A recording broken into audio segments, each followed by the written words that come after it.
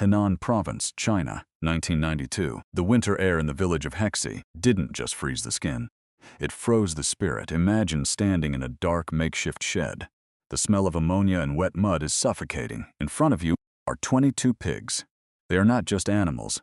They are everything your family owns. Every single cent, borrowed from neighbors who had nothing to give, is tied to the survival of these creatures. Suddenly, one of them stops moving, then another. A deadly, invisible virus is sweeping through the cold floor. Qin Yinglin, a young man with a useless degree in animal husbandry, looks at his wife. Her hands are bleeding from the cold. They have no money for medicine, no money for food. If these animals die tonight, their lives are effectively over. They will be ruined, driven into a cycle of generational debt from which no one in this village has ever escaped. But they didn't die. 34 years later, that same cold shed is gone. In its place stands a colossal multi-billion-dollar network of high-tech biosecurity mega-facilities. And that desperate young man? He sits in a skyscraper controlling a personal fortune of over $20 billion. He doesn't deal in tech. He doesn't build software. He built an empire on dirt, blood, and the most volatile commodity on planet Earth. Welcome to Land Titans. Before we uncover the terrifying mechanics of how this invisible empire was built, hit the subscribe button and turn on notifications. Because history's greatest fortunes are never grown in clean rooms, they are dug out of the mud. And you cannot afford to miss what comes next. Act Y. The architecture of starvation. To understand the scale of what Qin Yinglin accomplished, we have to look at the ruins from which he emerged. In the late 1960s and 70s, China's countryside wasn't just poor, it was desperate. Food wasn't a choice, it was a daily calculation of survival. Qin's family knew the exact weight of hunger. When Qin was just a boy, his father saved every scrap of money for over a year to buy 3 piglets. It was supposed to be their exit ticket from extreme poverty. But within weeks, an unknown illness took them all. Qin watched his father stand over the dead livestock, silent, crushed by a system he couldn't control. That specific trauma changed the trajectory of the boy's mind. While other children dreamed of leaving the farms to go to the rising tech cities, Qin became obsessed with a single clinical question. Why do the animals die? He realized that traditional farming wasn't a business, it was a lottery. A lottery where the house always won. He refused to gamble. He enrolled at the Henan Agricultural University, specializing in animal husbandry. He didn't want to be a farmer, he wanted to be an engineer of life. In 1992, he made a choice that his professors called madness. He quit his secure government job, packed a single suitcase, and returned to the mud of Hexi village.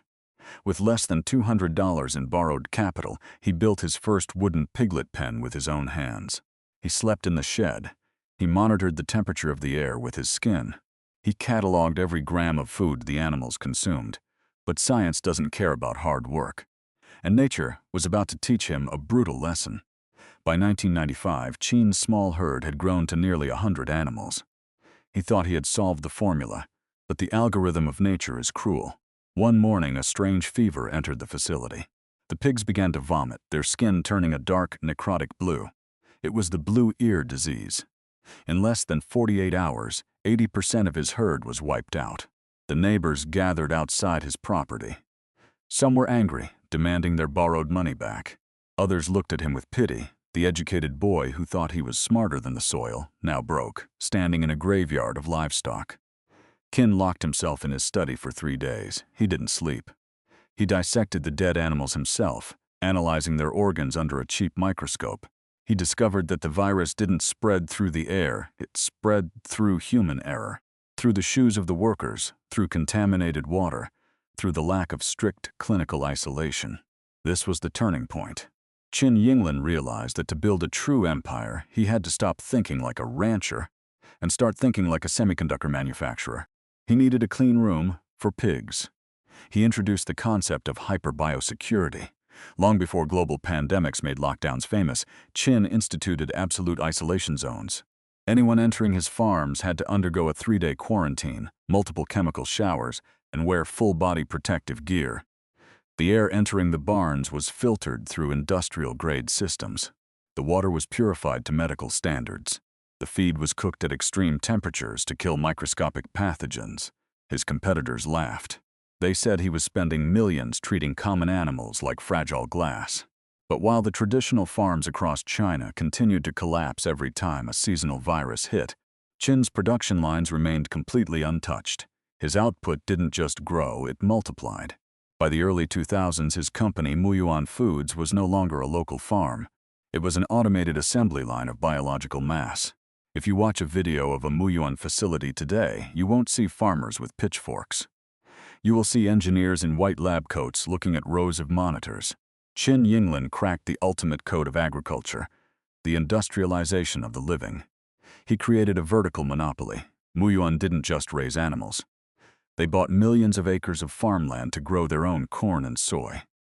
They engineered their own proprietary truck fleets with internal air filtering systems to transport the livestock safely across provinces.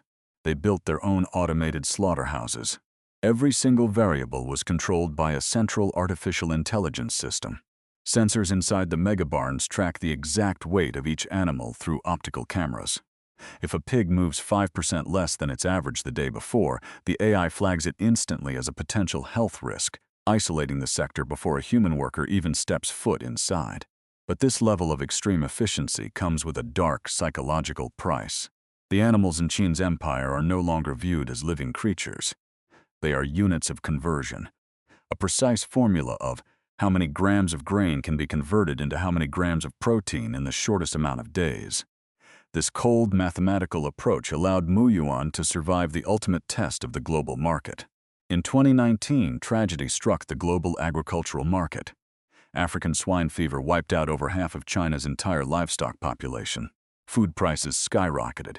The global economy shook. While the entire industry crumbled into chaos, Qin's hyper-isolated megacomplexes held the line. Not a single virus broke through his industrial shields. And as the supply of meat collapsed globally, the value of Qin's untouched inventory exploded overnight. In 2019, Qin Yinglin's net worth didn't just increase, it went vertical. In less than 12 months, his personal wealth grew by over 250%.